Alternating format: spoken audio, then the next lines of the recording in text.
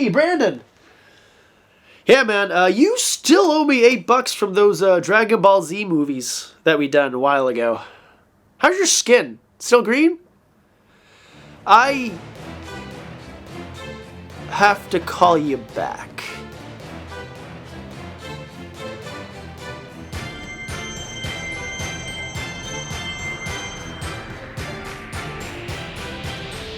It's time.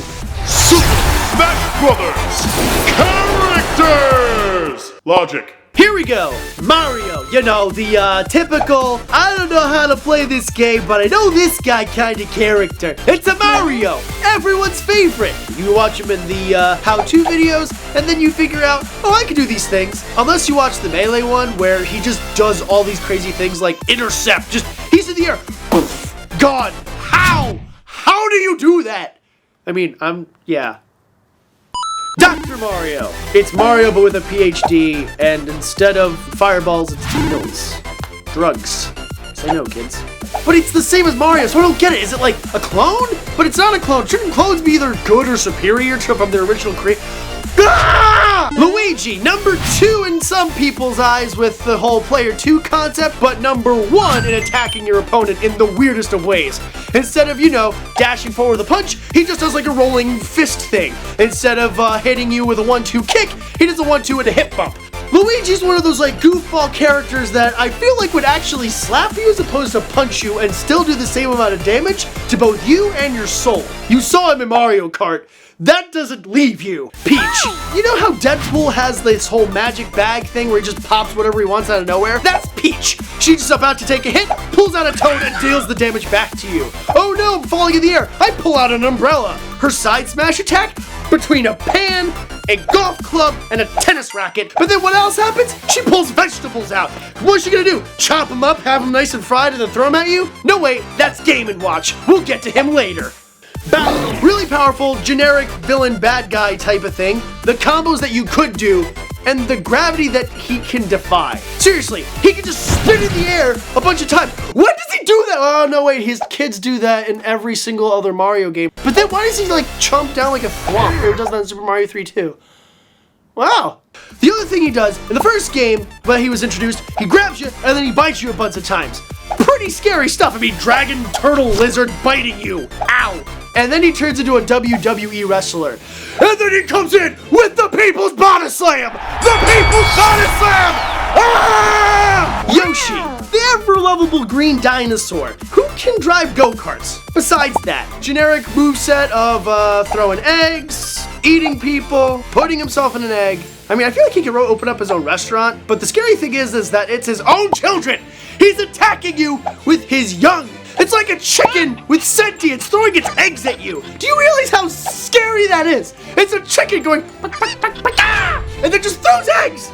I mean, at least make an omelet first. Rosalina and Luma. They're fun, like, Batman and Robin type of guys. You know, you got Rosalina, who's like the main character that's able to jump around everywhere, use the power of the cosmos at her beck and call. And then Luma's her main minions. She just conjures them up out of stardust and then flings them around the map. Rosalina and Luma. Powers of space.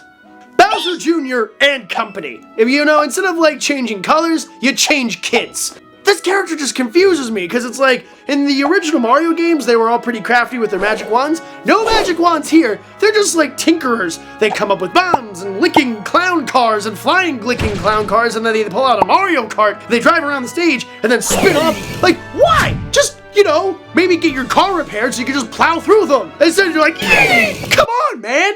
See a mechanic! So we got Wario. One of his attacks is just an atomic fart. And then he flies himself up like 30 feet. That's pretty impressive with all that flatulence coming out of him. Unlike Bowser Jr. characters where they have that spinning cart, he just has a motorcycle, which makes still no sense. But then, you know what he also can do? Eat his motorcycle. How many characters eat their own weapons? I'm a Wario. Yeah. What's with the weirdness? Yoshi eggs? Wario's mouth? Peach? Donkey Kong. His final smash. It's like you go from like smashing him around to playing Bongo Hero. It's like Guitar Hero but 2 bongos and you have to hit it in rhythm. Then the sound waves get bigger and then it pushes everyone off and then that's it. Like, dude. He's got a coconut bazooka cannon in the other games. Hey, why not have that? Or, you know, why doesn't he just literally go ape and just start smashing everything? Why not just go on a Donkey Kong rampage? You could have done so much more. Diddy Kong, how is he that good? It's just a chimp that flings bananas carelessly. He's a litterer, and then he shoots peanuts. As a guy with a peanut allergy, that is horrific. Could you imagine that? Just freeze. You have the right to remain, and then he shoots me with a peanut, and then I have an allergy reaction and die. That's really scary. Now I understand why he is a god tier character. Game & Watch. You don't understand what he does since he doesn't really talk. He just goes. And he like has a bell. I don't understand a lot of this moveset because it's just like he hits you with bells and then he like trampolines. Like I get that it's a reference to all the Game & Watch games, but I wasn't even alive for those Game & Watch games. Were you? Were you? I'm talking to nobody. It's just me in front of a camera and a guy running the camera. So hi everybody. Little Mac. What's his final transformation? He turns into Big Mac. So he goes from like one type of cheeseburger to another, or what? He's like, I'm the Hulk Mac. So essentially he goes Hulk, and then he just starts punching everybody, and then he shrinks back and gets his tank top back. He has a black tank top on, transforms, loses it, shrinks back, gets it back. Does it like morph into his skin?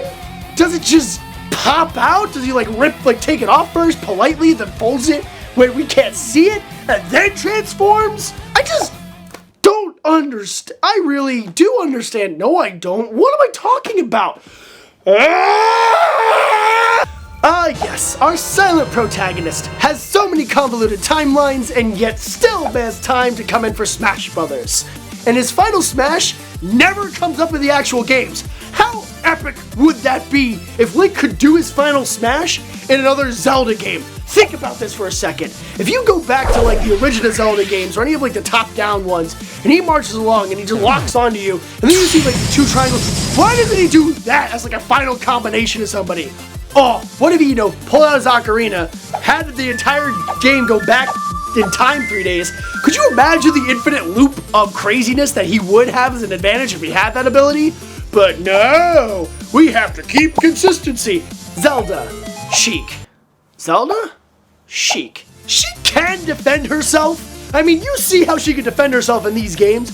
Those super heroine that has all these really cool goddess-like powers that you would love to see in future games. But no, she doesn't use them. Whoa, I don't have a game of my own. The entire franchise is named after you, and you don't even use these powers to help yourself? Come on! There is the Philips CDI game that Zelda's in. No, we do not talk about the Philips CDI game. Sheik. This is the only time we actually fight as Sheik. Could you imagine what it would be like if Nintendo released a Sheik game where in that 7-year time lapse between young Link and adult Link? Could you imagine how cool of a game that would be if you had to be Sheik with all these ninja powers? I mean, think about it. You had to like climb along the ceiling or crawl around and try to get past all the Octorok guards or, I don't know, all of the different Lizardfuls. And how cool would that be?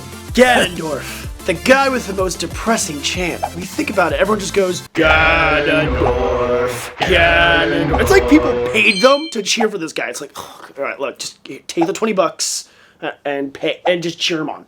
Like, come on, this guy's got a cool moveset. I think he might be Captain Falcon's father. Shh.